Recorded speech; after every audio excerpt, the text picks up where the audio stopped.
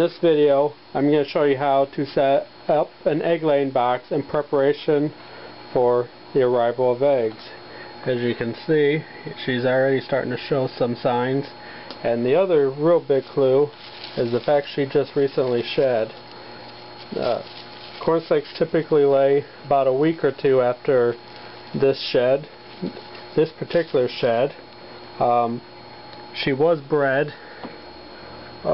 Let's see, the last date was on 3/26 was when the male was removed from her tank, or her tub. So I always wait till I see this shedding after mating.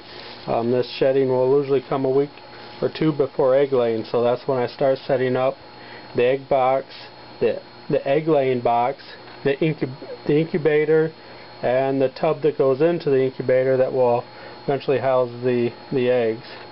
I'll show you that in a minute. We'll stop it here. And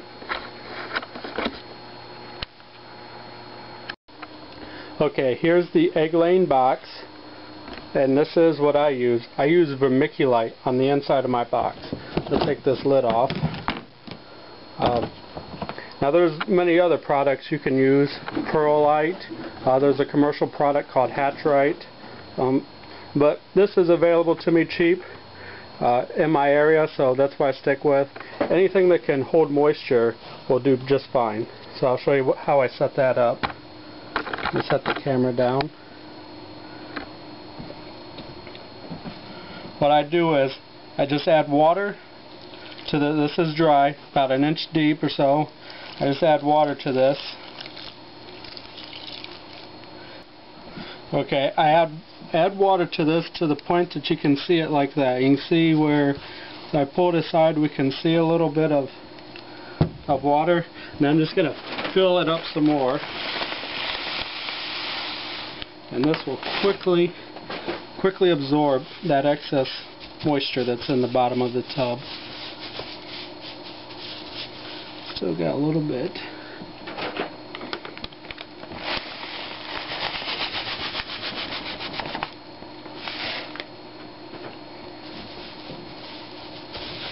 Stir it around a little bit.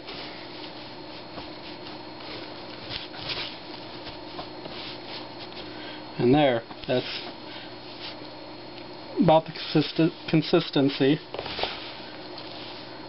This is just for her to lay her eggs in. And we'll put the top back on. And then we'll get it inside her container.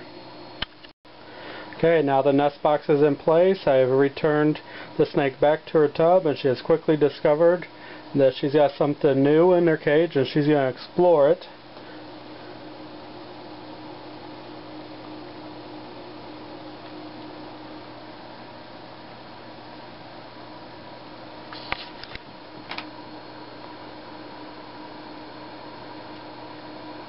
Next, I'll show you how I set up the incubator itself.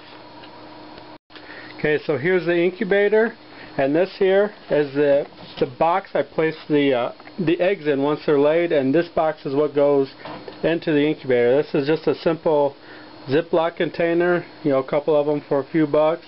I set up the substrate inside just like I did the lay box, although I do add a little bit more water. I don't know if you can see that in the corner there. Than what I do in the lay box. That's just because this is going to be pretty warm and dry in there, so I'm going to lose a little bit of my moisture in this incubator. So I like, for just starting out, I like to add just a little bit too much water.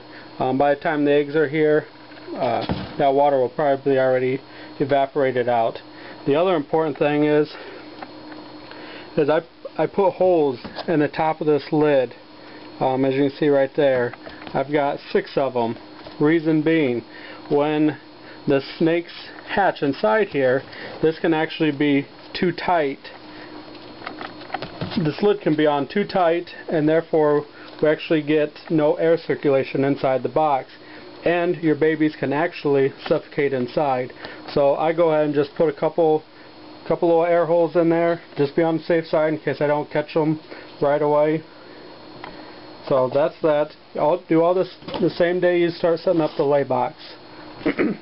Here's the incubator I use. It's a simple styrofoam box. This particular one is made by Little Giant.